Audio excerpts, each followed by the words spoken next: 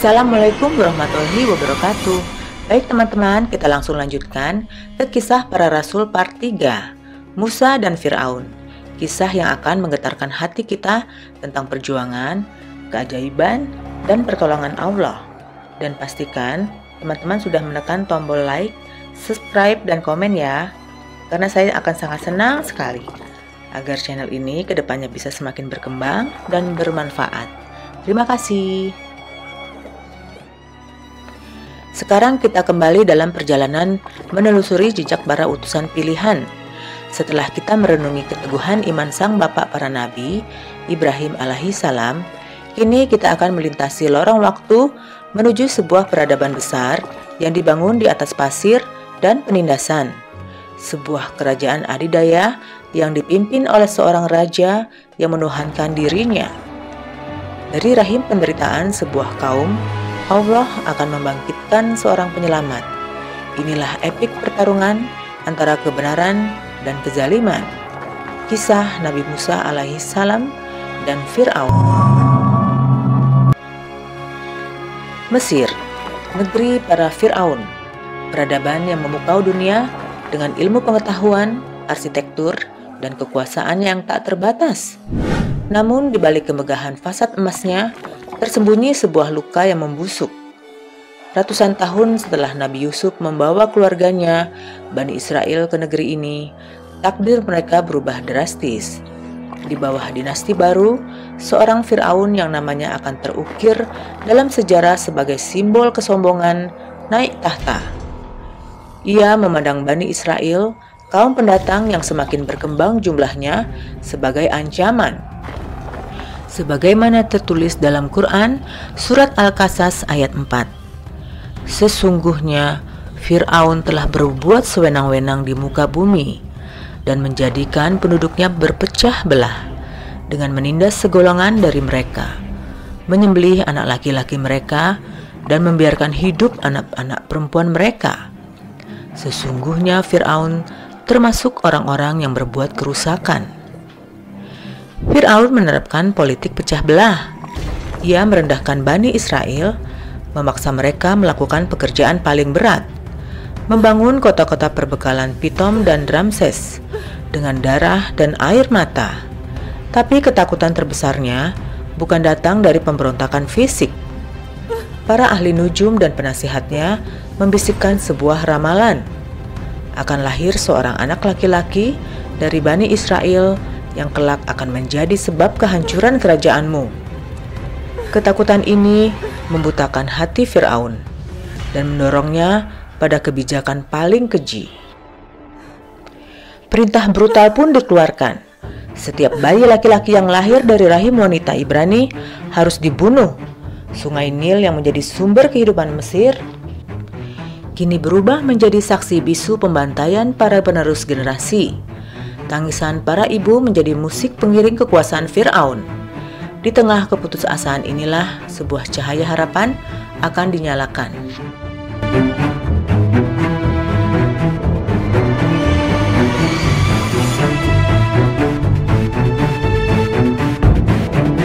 Di dalam sebuah keluarga dari suku Lewi, lahirlah seorang putra, ibunya Yukabit, menyembunyikannya dari mata-mata Fir'aun. Hari demi hari ketakutannya semakin besar. Bagaimana ia bisa melindungi putranya? Di puncak kegelisahannya, Allah yang Maha Pengasih menurunkan ketenangan dan ilham ke dalam hatinya. Sebagaimana tercantum dalam Quran surat Al-Qasas ayat 7. Dan kami ilhamkan kepada ibu Musa, susuilah dia, dan apabila kamu khawatir terhadapnya, maka jatuhkanlah dia ke sungai Nil. Dan janganlah kamu khawatir, dan janganlah pula bersedih hati, karena sesungguhnya kami akan mengembalikannya kepadamu dan menjadikannya salah seorang dari para rasul. Sebuah perintah yang menguji batas keimanan, menghanyutkan bayi yang baru lahir ke sungai yang ganas. Namun Yukabit percaya pada janji Tuhannya. Dengan tangan gemetar, namun hati yang mantap, ia membuat sebuah peti tahan air, meletakkan putranya di dalamnya, dan dengan bisikan doa, ia melepaskan peti itu ke aliran sungai Nil. Ia meminta putrinya Miriam untuk mengikutinya dari kejauhan.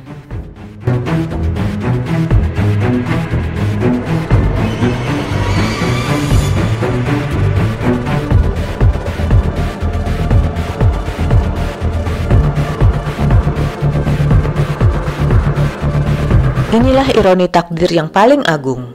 Sungai yang sama yang menjadi kuburan bagi ribuan bayi Bani Israel kini menjadi jalan penyelamat bagi calon pembebas mereka.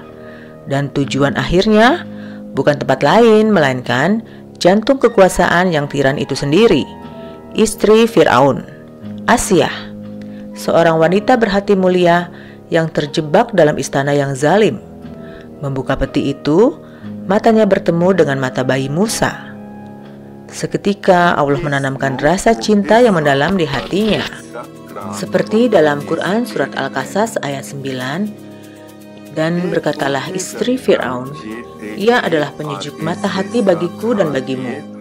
Janganlah kamu membunuhnya, mudah-mudahan ia bermanfaat kepada kita atau kita ambil ia menjadi anak. Sedang mereka tiada menyadari.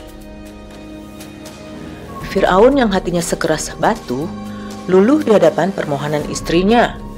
Tanpa ia sadari, ia baru saja mengadopsi kehancurannya sendiri. Namun, muncul masalah baru. Bayi Musa menolak disusui oleh semua wanita di istana. Disinilah Miriam, kakak Musa, memainkan perannya.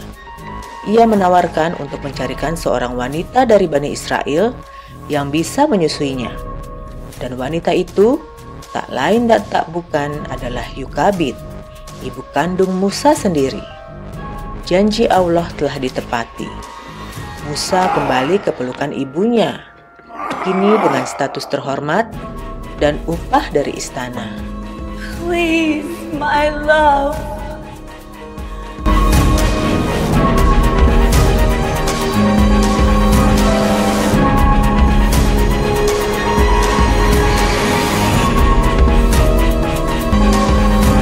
Musa tumbuh menjadi seorang pangeran Mesir. Ia memiliki kekuatan fisik yang luar biasa dan kecerdasan yang cemerlang. Namun hatinya selalu resah. Ia tahu ia bukan bagian dari mereka. Ia melihat ketidakadilan yang menimpa kaumnya setiap hari. Suatu hari, ketika ia memasuki ke kota, ia melihat seorang dari kaumnya, seorang Ibrani, berkelahi dengan seorang penindas dari Mesir. Hati Musa mendidih karena marah. Sebagaimana tertulis dalam Quran surat Al-Qasas ayat 15. Dan didapatinya di dalam kota itu 2 orang laki-laki yang berkelahi, yang seorang dari golongannya Bani Israel dan seorang lagi dari musuhnya kaum Fir'aun. Maka orang yang dari golongannya meminta pertolongan kepadanya untuk mengalahkan orang yang dari musuhnya, lalu Musa meninjunya. Dan matilah musuhnya itu. Musa terkejut atas perbuatannya. Ia tidak berniat membunuhnya, hanya membela. Penyesalan yang mendalam menyelimutinya. Ia berdoa memohon ampunan Allah. Keesokan harinya, ia kembali melihat orang Ibrani yang kemarin ia tolong sedang berkelahi lagi. Saat Musa hendak menegurnya, orang itu justru membocorkan rahasianya. Apakah kamu bermaksud membunuhku sebagaimana kemarin kamu membunuh seseorang? Berita itu menyebar dengan cepat. Para petinggi Fir'aun kini tahu siapa pembunuh orang Mesir itu. Mereka bersekongkol untuk mengeksekusi Musa.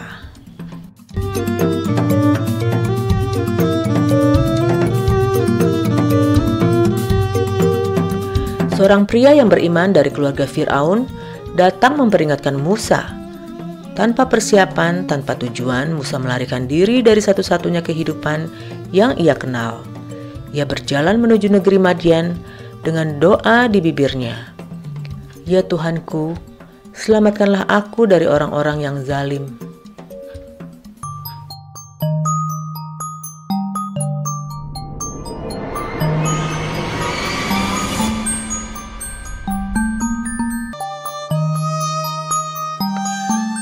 Setelah perjalanan panjang yang melelahkan, Musa tiba di Madian. Di sana ia menemukan perlindungan, pekerjaan, dan sebuah keluarga. Ia menolong putri-putri Nabi Syuaib dan menikah dengan salah satunya, Zipora Safura. Selama 10 tahun, ia hidup sebagai seorang penggembala. Ia belajar tentang kesabaran, tentang alam, dan tentang merenungi kebesaran Sang Pencipta. Periode ini adalah sekolah kenabian baginya, yang menempa karakternya jauh dari kemewahan istana.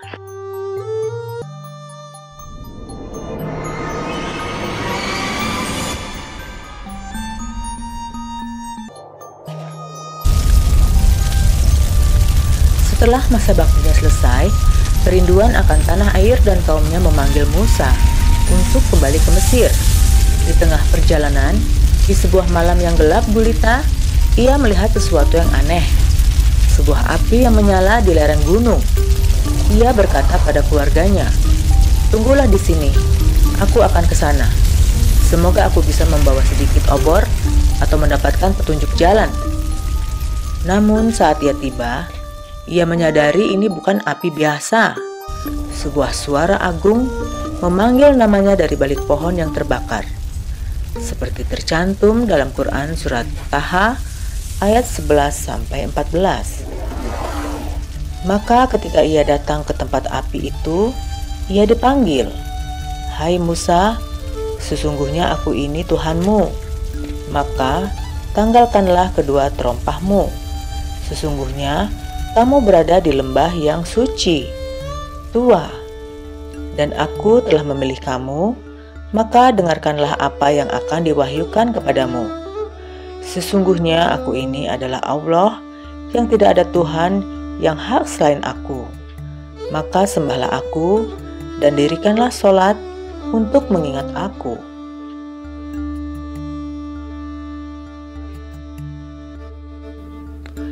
Di lembah suci itu, Musa menerima wahyu pertamanya, pangeran yang buron, penggembala yang tersesat. Kini telah diangkat menjadi seorang rasul. Allah memberinya 2 mukjizat sebagai bukti, tongkatnya yang bisa berubah menjadi ular yang gesit, dan tangannya yang bisa memancarkan cahaya putih tanpa cacat. Misinya sangat berat. Pergilah kepada Fir'aun, sesungguhnya dia telah melampaui batas.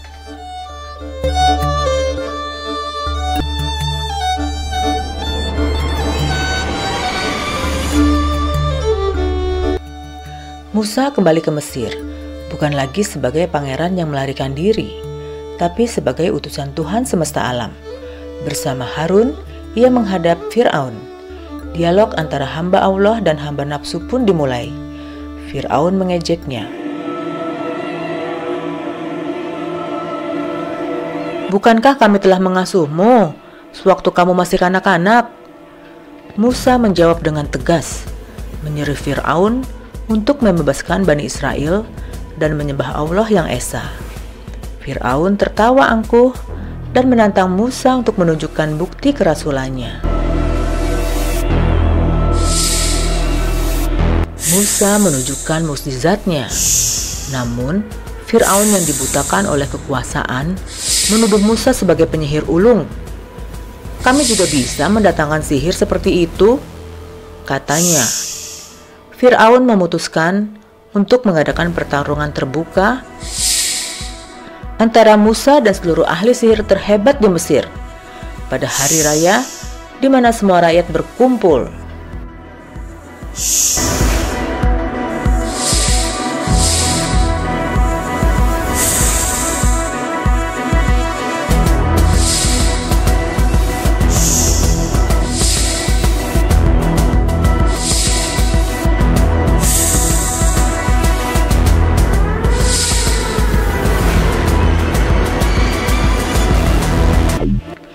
Tibalah hari yang ditentukan. Para penyihir Fir'aun menampilkan keahlian terbaik mereka, menyihir mata penonton. Musa sempat merasa sedikit takut. Namun, Allah menguatkan hatinya. "Jangan takut. Sungguh, kamulah yang paling unggul." Seperti halnya tercantum dalam Quran surat Asy-Syu'ara ayat 45, Kemudian Musa melemparkan tongkatnya, maka tiba-tiba ia menelan benda-benda sihir yang mereka adakan itu. Para penyihir adalah orang yang paling tahu tentang sihir. Mereka langsung mengerti apa yang mereka saksikan bukanlah tipuan mata, melainkan kekuatan ilahiyah yang nyata. Seketika mereka menjatuhkan diri, bersujud di hadapan Fir'aun dan rakyatnya. Mereka mengikrarkan keiman. Kami beriman kepada Tuhan semesta alam, Tuhannya Musa dan Harun. Kemarahan Fir'aun meledak. Ia mengancam akan menyalib mereka. Namun iman telah meresap ke dalam hati mereka. Mereka tidak lagi takut pada Fir'aun karena mereka telah menemukan Tuhan yang sebenarnya.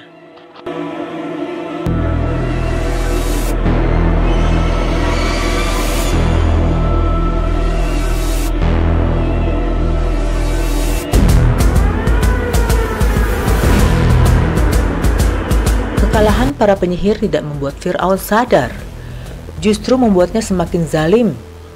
Maka Allah menurunkan serangkaian azab sebagai peringatan. Bencana demi bencana melumpuhkan Mesir.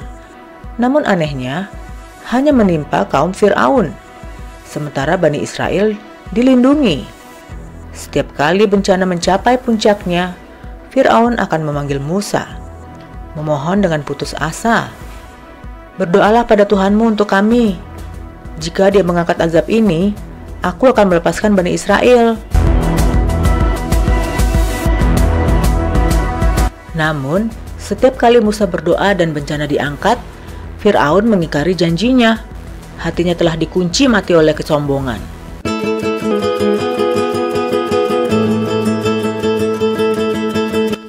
Setelah azab terakhir yang paling memilukan, kematian anak-anak sulung Mesir, akhirnya Fir'aun yang berduka mengizinkan mereka pergi.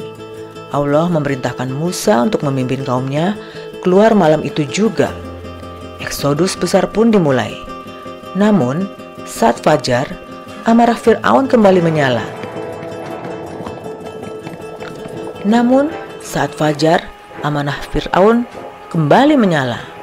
Ia merasa dipermalukan.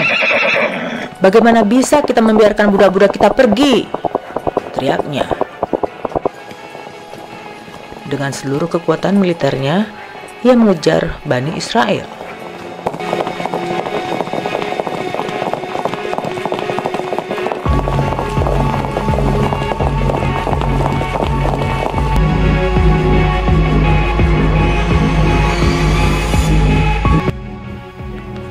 Keputusasaan menyelimuti Bani Israel. "Kita pasti akan tersusul," teriak mereka pada Musa. Di saat paling genting, di mana logika manusia sudah tidak berfungsi, Musa berdiri dengan iman yang kokoh. Seperti dalam Quran Surat Asy-Syu'ara ayat 62, diucapkan Musa dengan lantang dan penuh keyakinan. Musa menjawab, "Sekali-kali tidak akan tersusul.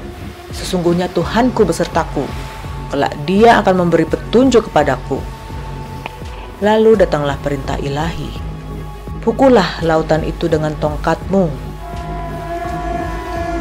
Dengan satu pukulan, mukjizat terbesar terhampar di depan mata. Lautan terbelah. Bani Israel berjalan di antara dua dinding air yang menjulang tinggi. Ketika seluruh Bani Israel telah selamat sampai di seberang, Fir'aun dan seluruh pasukannya berada tepat di tengah-tengah jalan itu. Saat itulah Allah memerintahkan laut untuk kembali seperti semula. Di ambang kematian, ketika nyawa sudah di kerongkongan, Fir'aun akhirnya mengakui kebenaran. Seperti halnya Quran Surat Yunus ayat 90-92. Hingga bila Fir'aun itu telah hampir tenggelam, berkatalah dia, "Saya percaya bahwa tidak ada Tuhan melainkan Tuhan yang dipercayai oleh Bani Israel, dan saya termasuk orang-orang yang berserah diri kepada Allah." Maka pada hari ini kami selamatkan badannya supaya kamu dapat menjadi pelajaran bagi orang-orang yang datang sesudahmu.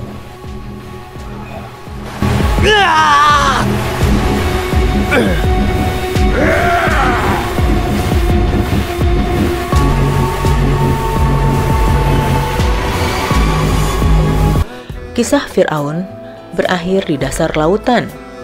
Kesombongannya ditenggelamkan, kekuasaannya dihancurkan.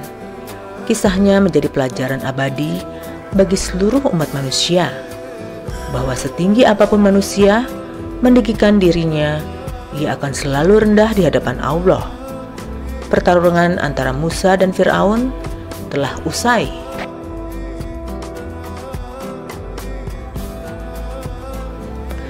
Namun perjalanan Musa sebagai seorang pemimpin baru saja dimulai. Ujian terberatnya bukanlah menghadapi musuh dari luar, melainkan menghadapi kaumnya sendiri.